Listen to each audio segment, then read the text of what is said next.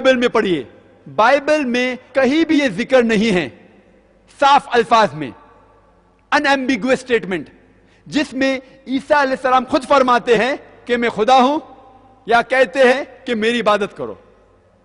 آپ بائبل پوری پڑھ ڈالیے، کہیں بھی بائبل میں نہیں لکھا ہوا ہے صاف الفاظوں میں کہ عیسیٰ علیہ السلام خود کہتے ہیں کہ میں خدا ہوں یا میری پوجا کرو، میری عبادت کرو۔ اور یہ میں دعویٰ کرتا ہوں، کوئی بھی عیسائی موجود ہے، اگر مجھے بائبل میں سے ایک بھی ورس دکھائے صاف الفاظوں میں جہاں عیسیٰ علیہ السلام خود کہتے ہیں کہ میں خدا ہوں یا میری عبادت کرو، تو میں ڈاکٹر ذاکر نائک آج کرسچن بننے کو تیار ہوں۔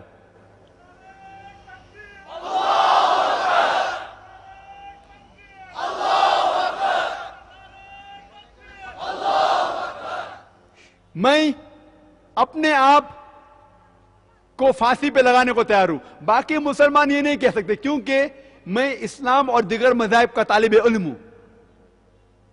میں اتنے دعوے سے کہہ سکتا ہوں کہ آپ پوری بائبل پڑھ ڈالیے، کہیں بھی ذکر نہیں کہ عیسیٰ علیہ السلام خود کہتے ہیں صاف الفاظ میں کہ میں خدا ہوں یا میری عبادت کرو۔ اگر آپ پڑھیں گے Bible, gospel of John chapter number 14 verse number 28، عیسیٰ علیہ السلام کہتے ہیں کہ میرے والد میرے سے زیادہ طاقتور ہیں۔ عیسیٰ علیہ السلام کہتے ہیں گاسپل آف جان میں چیپٹر نمبر 10 ورس نمبر 29 میں، میرے والد سب سے زیادہ طاقتور ہیں۔ عیسیٰ علیہ السلام خود کہتے ہیں گاسپل آف میتھیو میں چیپٹر نمبر 12 ورس نمبر 28 میں اللہ کے ذریعے شیطانوں کو بھگاتا ہوں۔ عیسیٰ علیہ السلام کہتے ہیں گاسپل آف لیوک میں چیپٹر نمبر 11 آیت نمبر 20 میں، کیا میں اللہ کی انگلی کے ذریعے شیطانوں کو بھگاتا ہوں۔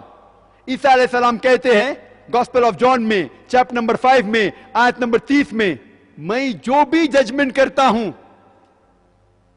اللہ کے ذریعے کرتا ہوں، میں اپنے آپ سے کچھ نہیں کہتا ہوں، جو بھی میں سنتا ہوں وہ کہتا ہوں، اور جو بھی اللہ کی مرضی ہے وہ میری مرضی ہے۔ اور جو بھی شخص کہتا ہے کہ جو اللہ کی مرضی میری مرضی ہے وہ مسلمان ہے۔ تو عیسیٰ علیہ السلام مسلمان تھے، ان نے کبھی بھی نہیں کہا کہ میں خدا ہوں، حالانکہ کلیئر الفاظ میں لکھا گیا ہے book of Acts chapter number 2 verse number 22 میں، "Ye men of Israel, listen to this. Jesus of Nazareth, a man approved of God amongst you by wonders and miracles which God did by him, and you are witness to it." اس میں لکھا ہے book of acts میں chapter number 2 verse number 22 میں کہ او یہودی لوگ، اے اسرائیلی، آپ سنو، عیسیٰ علیہ السلام ایک نصارہ تھے، وہ ایک آدمی تھے، اور اللہ سبحانہ و تعالیٰ نے انہیں آپ لوگوں کے بیچ میں سے چنا اور اپنے کرامات کے ذریعے، اپنے آیات کے ذریعے اپنے نشانی دکھائی۔ تو اس بائبل کے ورس میں کہا گیا ہے کہ Jesus Christ peace be upon ہم، عیسیٰ علیہ السلام ایک آدمی تھے اور اللہ سبحانہ و تعالیٰ نے انہیں چنا آپ لوگوں کے بیچ میں سے، اور اپنے کرامات کے ذریعے اس میں نشانی دکھائی۔ اور جب عیسیٰ علیہ السلام سے کہا گیا تھا کہ سب سے پہلی چیز کیا ماننا چاہیے، تو انہوں نے کہا جو لکھا ہے گاسپل آف مارک میں چیپٹر نمبر 12 آیت نمبر 29 میں، "شما اسرائیلو ادنى الحين وادنى الخد"، یہ ہیبرو کوٹیشن ہے جس کی معنی ہے کہ اے اسرائیل، آپ سمجھ لو کہ اللہ ایک ہی ہے۔ تو ہمیں عیسائی لوگ سے بات کرنا چاہیے، تعالوا الی کلمۃ سواء بین وبینکم، جو آپ اور ہم میں یکساں ہے اس کے اوپر تو بات مانے۔ اور میں نے ایک لیکچر دیا ہے similarities between Islam and Christianity, جو چیز ایک جیسی ہے عیسائی اور اسلام مذہب میں، اس کے بارے میں ذکر کیا میں نے۔ اور بائبل میں لکھا ہوا ہے کہ شراب نہیں پینا چاہیے، قرآن میں بھی لکھا ہوا ہے، ہم مسلم نہیں پیتے، عیسائی لوگ پیتے ہیں۔ بائبل میں لکھا ہے chapter number 11 verse number 7 and 8، خنزیر مت کھاؤ، قرآن میں بھی لکھا ہے خنزیر مت کھاؤ، مسلمان نہیں کھاتے، عیسائی لوگ کھاتے۔ بائبل میں لکھا ہوا ہے کہ ربا مت لو، انٹرسٹ مت لو، قرآن میں بھی لکھا ہوا ہے. ہم مسلمان نہیں لیتے، کرسچن لوگ لیتے. بائبل میں لکھا ہوا ہے حجاب کے بارے میں، بائبل میں لکھا ہوا ہے جس طریقے سے قرآن اور حدیث میں لکھا حجاب کے بارے میں، اسی طریقے سے بائبل میں بھی لکھا ہے. لیکن بائبل میں ایک درجہ آگے ہے. بائبل میں لکھا ہوا ہے 1 کورنتھین میں chapter number 11 verse number 6 to 11 میں لکھا گیا ہے اگر کوئی بھی خواتین اپنا سر کھلا رکھتی ہے اس کے سر کو منڈواؤ. کئی حدیث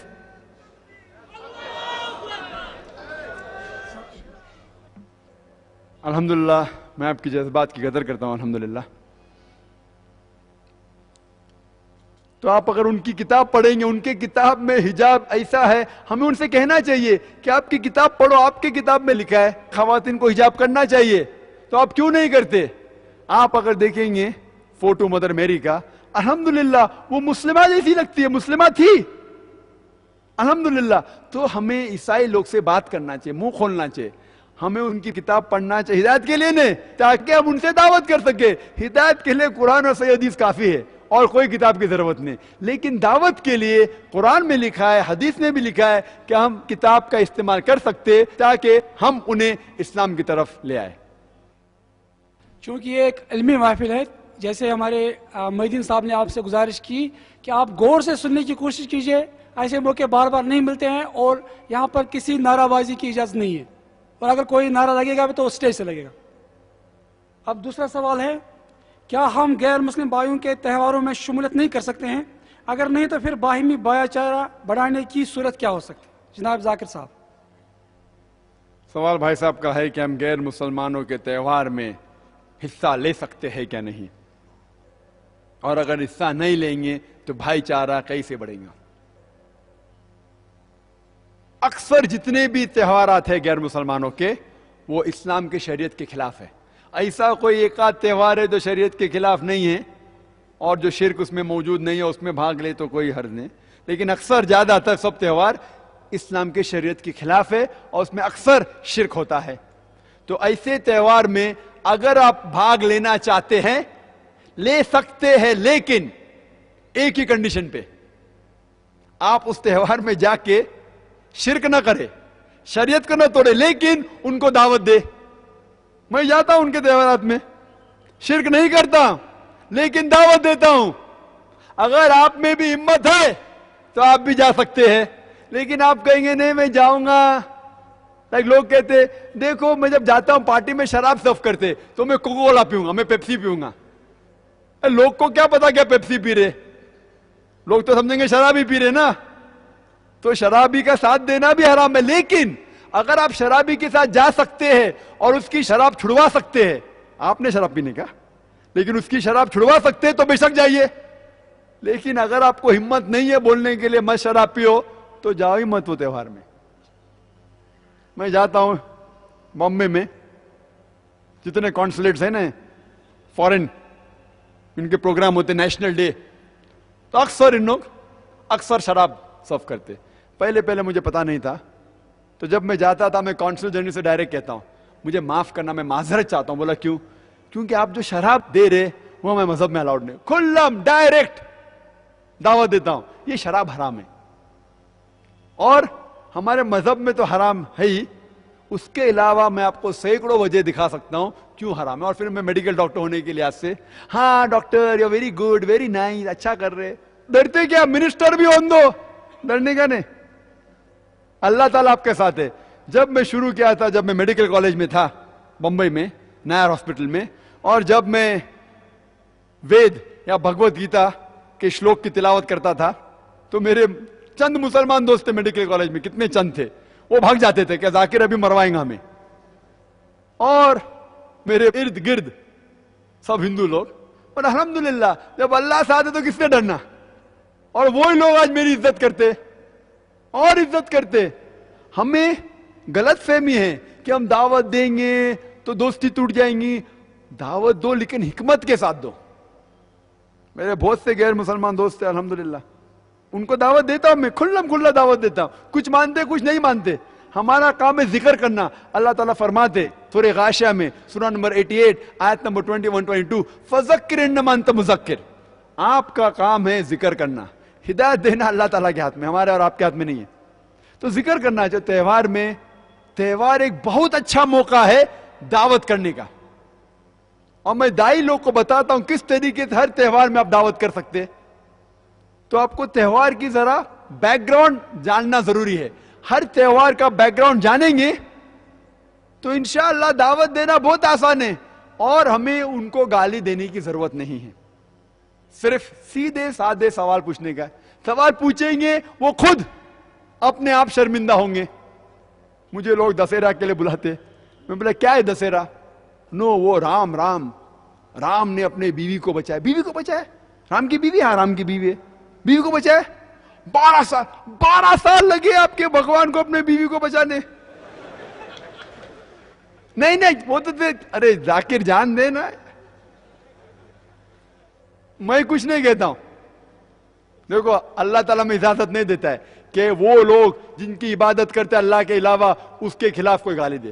میں صرف سوال پوچھتا ہوں یہ کون ہے آپ کا رام؟ سیدھا سادہ سوال. انوں کی جواب دیتے, انوں کی شرمندہ ہوتے, انوں کی بھاگ جاتے.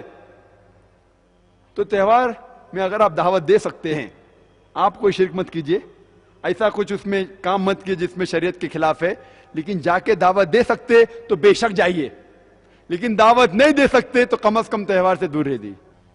اب ایک بہت ہی دلچسپ سوال آیا ہے, جڑکا کیوں حرام ہے اور ذبیحہ کیوں حلال ہے, جبکہ دونوں کا معاملہ ایک جیسا ہے. جناب ذاکر صاحب.